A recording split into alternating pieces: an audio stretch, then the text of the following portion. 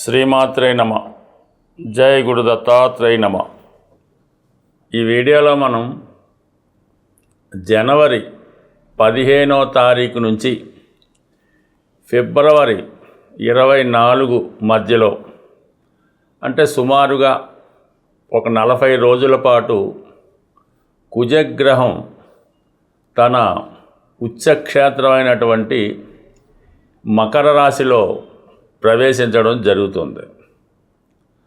So ఈ సమయంలో కొన్ని రాశుల వారికి లేదా కొన్ని లగ్నాల వారికి రుచిక మహాపురుష యోగం అనే పంచమహాపురుష యోగం అన్నది ఏర్పడడం జరుగుతుంది.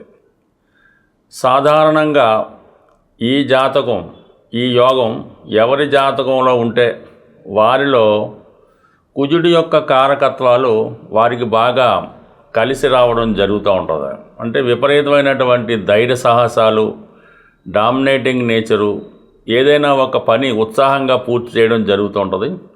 అయితే ఈ రుచిక మహాపురుష యోగం ఉన్న జాతకులు ఏదైనా ప్రభుత్వ సర్వీస్కి ప్రయత్నం చేస్తున్నప్పుడు, అంటే పెద్దవాటికి ఒక ఐపీఎస్, ఐఆర్ఎస్, ఐఏఎస్ లాంటి ఉన్నత స్థాయి ఉద్యోగాలు ప్రవేశించడానికి ఈ యోగం చాలా సహాయపడుతుంది.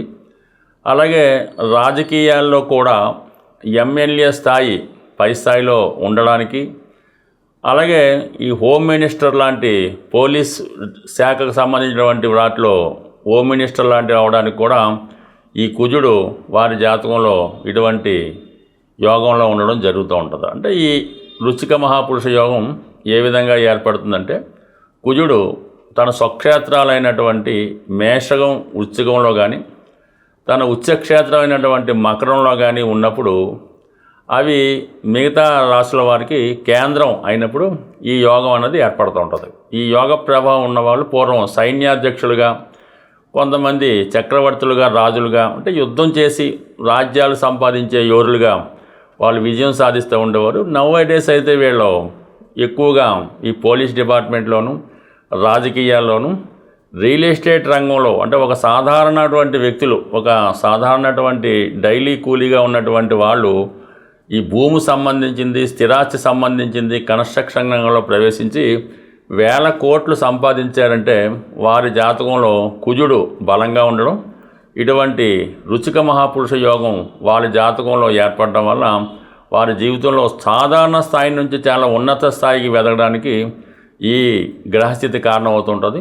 ఇప్పుడు ఏర్పడినటువంటి ఈ కుజుడు మరి ఈ జనవరి 15వ తారీఖున మకర రాశిలో ప్రవేశించి ఫిబ్రవరి 24 వరకు అదే రాశిలో ఉన్నప్పుడు మరి ఏ రాశుల వారికి ఎటువంటి బలాన్ని ఇవ్వబోతున్నాడు, ఎటువంటి యోగాన్ని ఇవ్వబోతున్నాడు అన్నది వివరంగా ప్రతి వీడియోలో ఎవరికి వారికి ఇండివిజువల్గా తెలుసుకునే ప్రయత్నం చేద్దాం.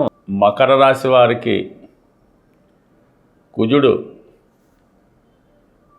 జనవరి 15వ తారీఖున మకర రాశిలో ప్రవేశించిన సందర్భంగా మకర రాశిలందు పంచమహాపురుష యోగాల్లో రుచిక మహాపురుష యోగం అనే యోగం ఈ మకర రాశిలో ఏర్పడడం జరిగింది. అంటే కుజుడు ద్వారా ఏర్పడినటువంటి ఈ యోగం కుజుడి యొక్క కారకత్వాలన్నీ ఇంప్రూవ్మెంట్ అయి జాతకుడికి అనుకూలంగా రావడం జరుగుతూ ఉంటుంది. ఒక విధంగా మకర రాశి వారికి కుజుడు బాధక గ్రహం అయినప్పటికీ కూడా ఇదే రాశిలో ఉచ్చ పొందడం వల్ల ఇప్పుడు ఈ రాశి వారికి ప్రతిదీ కూడా పాజిటివ్గా మారడం జరుగుతూ ఉంటుంది. ఎవరైతే ప్రభుత్వ ఉద్యోగం కొరకు ప్రయత్నం చేస్తున్నారో, లేదంటే ఏదైనా గొప్ప ఆర్టీసీ కానీ, రైల్వే కానీ, ఎయిర్లైన్స్ కానీ అటువంటి ప్రభుత్వ రంగ సంస్థల్లో ఉద్యోగ ప్రయత్నాలు చేస్తున్న వారికి వారి యొక్క ప్రయత్నం ఇప్పుడు నెరవేరే అవకాశం ఉంటుంది. ఎప్పటి నుంచి? ఈ జనవరి 15 నుంచి ఏప్రిల్ నెలాఖరు దాకా మీకు టైం ఉంటుంది. ఆ సమయంలో 100% గవర్నమెంట్ సర్వీసులు ఇచ్చే అవకాశం ఉంది. దాంతోపాటుగా మీరు ఎవరైతే టెక్నికల్ రంగంలో ఉంటారు కదా, ఈ మెకానికల్ అవ్వచ్చు, ఆటోమొబైల్ రంగం అవ్వచ్చు, ఈ కన్స్ట్రక్షన్ రంగంలో ఈ మేస్త్రులు కానీ, బిల్డర్లు కానీ దానికి సంబంధించిన వర్క్ చేస్తూ ఉంటారు.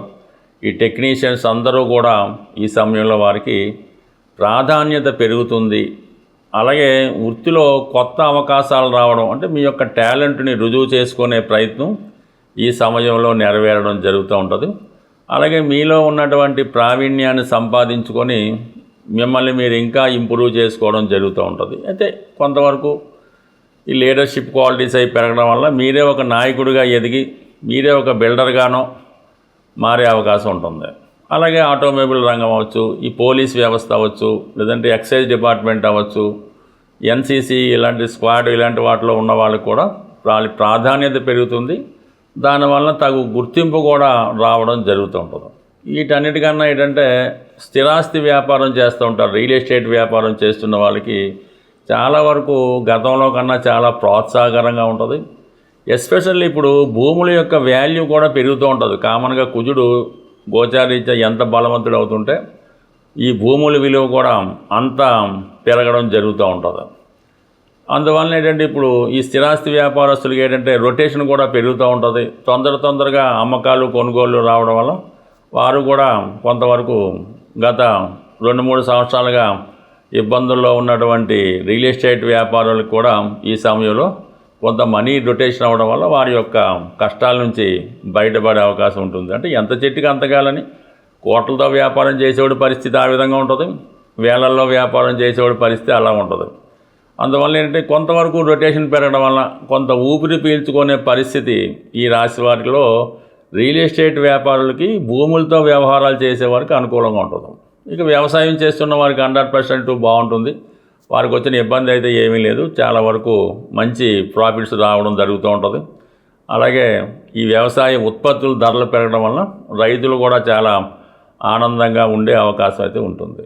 దీంతోపాటు కేవలం ఈ కుజుడు ఈ పంచమహాపురుష యోగం వెళ్ళాడితే కొంత ప్రాధాన్యత ఏర్పడుతుంటుంది అన్నమాట వీళ్ళకి. ఈ రాశి అంత కుజుడు ఏర్పడటం వల్ల మీరు ఎక్కడికి వెళ్ళినా కూడా ఒక గుర్తింపు రావడం జరుగుతుంది. మీరు ఒక రాజకీయ రంగంలో ఉన్న ఎక్కడైనా సరే పోటీలు జరుగుతూ ఉంటాయి, ఏదైనా సర్పంచ్ ఎలక్షనో, ఈ వార్డు మెంబరో, లేదంటే సొసైటీలో ఈ బ్యాంకు సంబంధించినయో, లేదంటే మీ యొక్క ఓన్ అపార్ట్మెంట్లో ఎలక్షన్ జరిగిన దాంట్లో మీరు స్వతగా మీరు కొంత లీడ్ రోల్ తీసుకుంటారు.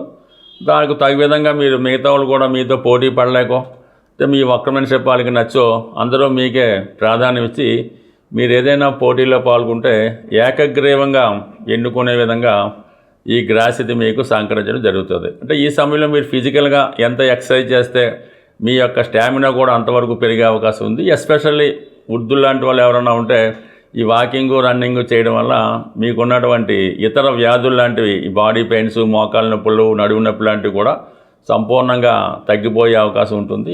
ఏదైనా ఒక గ్రహం మనకి అనుకూల స్థానంలోకి వచ్చినప్పుడు ఆ గ్రహానికి సంబంధించినటువంటి పరిహారం మనం చేసుకోవడం వల్ల ఆ గ్రహం మరింత ఫలితాన్ని మనకి ఇవ్వడం జరుగుతూ ఉంటుంది. అంటే మనకి ఒక గ్రహం అనుకూల స్థానంలోకి వచ్చి ఆ గ్రహం మీ రాశి వారికి మిత్రగ్రహం అయినప్పుడు పూజల ద్వారా దాన్ని మీరు అనుకూలంగా మార్చుకోవచ్చు.